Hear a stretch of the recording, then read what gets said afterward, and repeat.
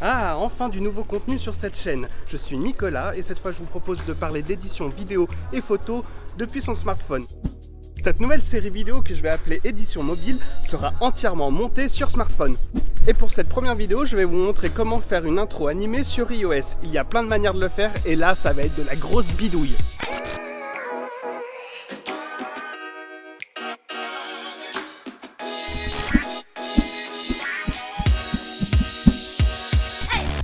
Je vais vous montrer comment reproduire à peu près l'introduction de cette vidéo, celle que vous voyez encore maintenant. Pour cela, nous allons utiliser plusieurs applications. Ne vous inquiétez pas, ça tue pas des poneys, on va s'en sortir, c'est facile.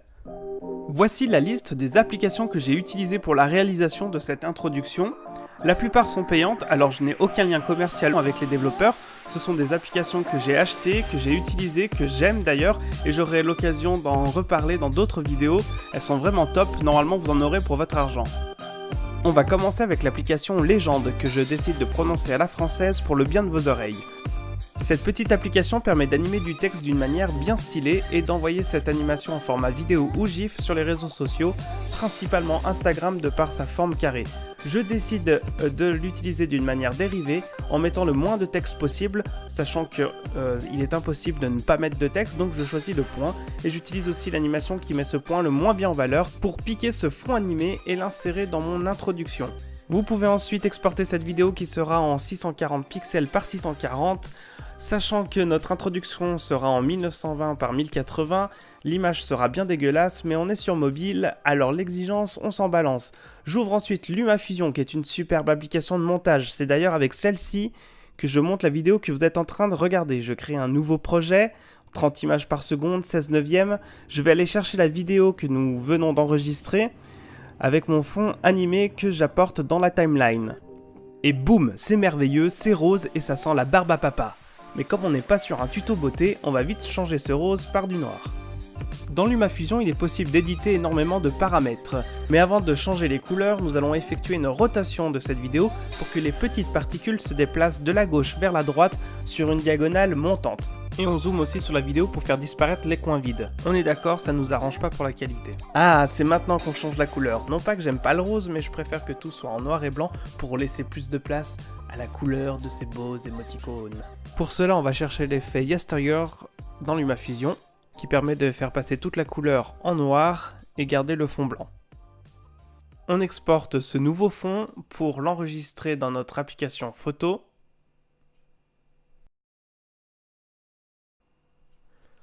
On va maintenant importer notre nouvelle vidéo dans l'application Glitcher qui est vraiment pas mal pour tous les effets de glitch sur photo ou vidéo. On choisit Vidéo Editor pour importer notre nouvelle vidéo depuis la bibliothèque. Maintenant on a le choix de couper la vidéo ou non, nous on décide de la garder en entière. Et on va pouvoir maintenant appliquer plusieurs effets de glitch qui sont vraiment sympas. Je vous propose d'aller chercher l'effet Blur qui permet de faire des aberrations chromatiques sur les bords de l'écran. L'effet s'applique en temps réel, il suffit de toucher l'écran, et selon comment on bouge notre doigt, l'effet est plus ou moins fort. On peut cumuler les glitches, comme ici je rajoute un autre effet Screen qui permet de faire vibrer l'écran. Vous l'aurez compris, les glitches ce sont ces petits défauts numériques que l'on ajoute intentionnellement pour le style. On va maintenant enregistrer cette vidéo dans notre bibliothèque de photos et vidéos. On va maintenant utiliser rapidement l'application Rotate and Flip qui va nous permettre d'effectuer une rotation de la vidéo d'un format paysage vers un format portrait. On effectue cette magnifique rotation car nous allons utiliser l'application Instagram pour sa fonction de tracking sur Instagram Story. À ma connaissance, il n'y a pas d'application aussi puissante qu'Instagram Story pour le tracking vidéo, malheureusement. D'autant plus qu'Instagram Story exporte uniquement en HD, 1080 par 720. Donc on perd encore un peu de qualité. Après tout, là, au point où on en est, c'est pas grave. Mais s'il y a des développeurs qui m'écoutent, il y a un peu un manque sur le tracking vidéo, sur les transitions vidéo, sur les effets de texte vraiment sympas, sur le motion design en termes d'applications sur iOS. Il y a plein d'applications vraiment cheap sur iOS, les vraiment cool sont plutôt rares, voire inexistantes. Donc il y a un marché là-dessus les gars. Bon, et concernant nos émoticônes sur Instagram Story, il suffit d'aller les chercher, de les placer sur les petites particules noires, de laisser appuyer jusqu'à ce qu'il y ait le tracking qui s'effectue, ce qui est appelé épinglage sur Instagram Story, et répéter cette opération autant de fois que vous voulez pour que ce soit rempli d'émoticônes dans notre introduction finale.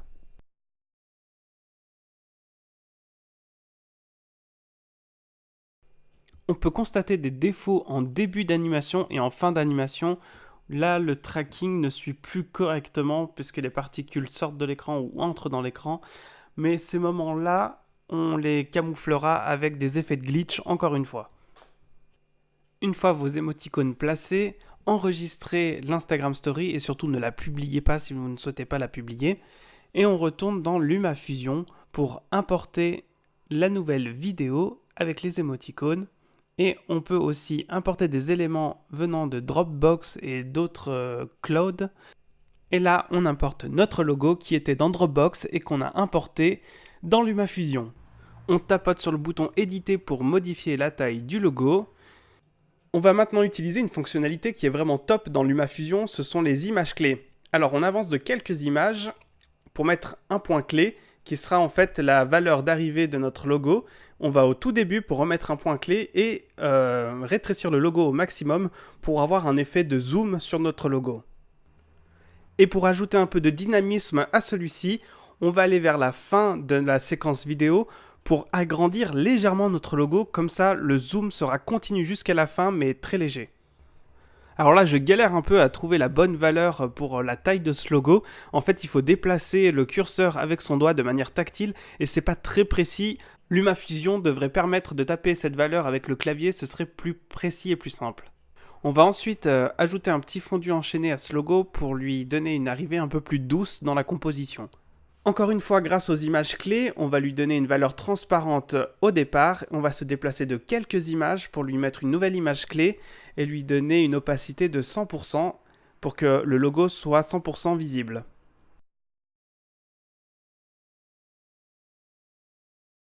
Regardez-moi cette magnifique arrivée de logo.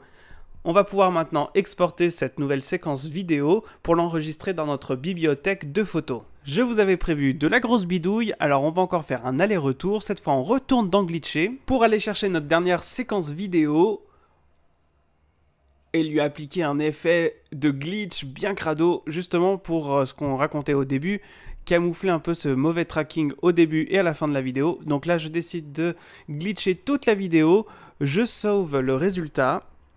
Je reste dans Glitcher, j'efface tout pour appliquer un nouvel effet qui s'appelle Dope. Et celui-ci pique les yeux. Putain, vivement que ce tuto se termine. Bref, on sauvegarde encore une fois cette nouvelle séquence vidéo, et maintenant on a deux séquences vidéo avec des effets glitch différents.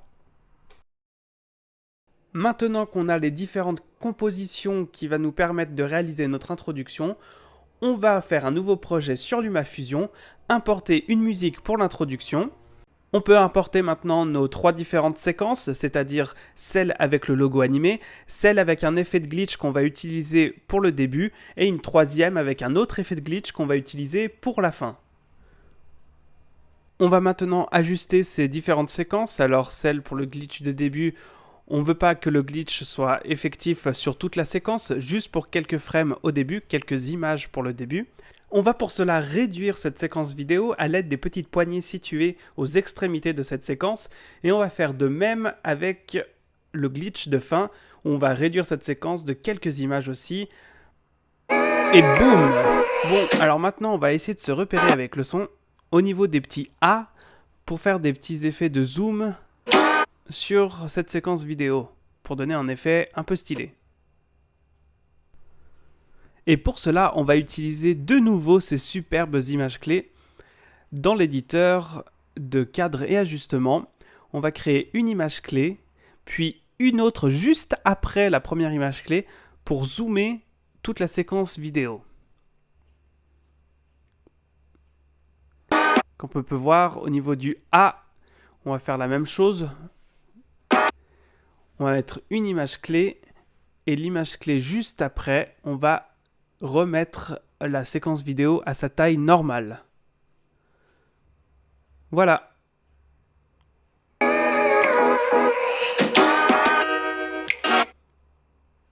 Et on peut entendre qu'après, il y a des nouveaux A.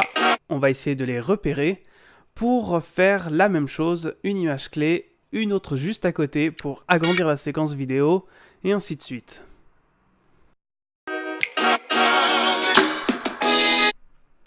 Pour que cet effet de zoom soit un peu moins sec, un peu moins saccadé, on va y appliquer un effet spécial qui n'est pas si spécial que ça au final puisque c'est un flou, mais il est dans la catégorie effets spéciaux.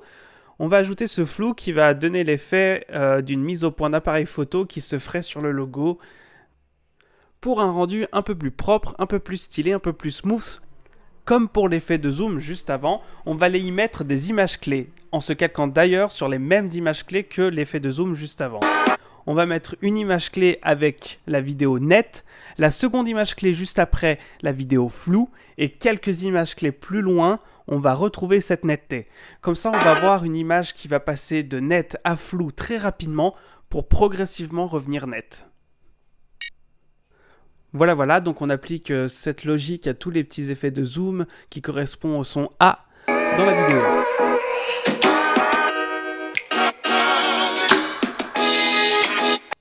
Wouhou, on s'approche de la fin. Et ça tombe bien parce que j'ai la dalle. Donc on s'approche vraiment de la fin pour y appliquer un dernier effet spécial qui va permettre de faire une transition entre la fin de l'introduction et le début de la vidéo. Cet effet s'appelle Big Pinch, gros pincement en français.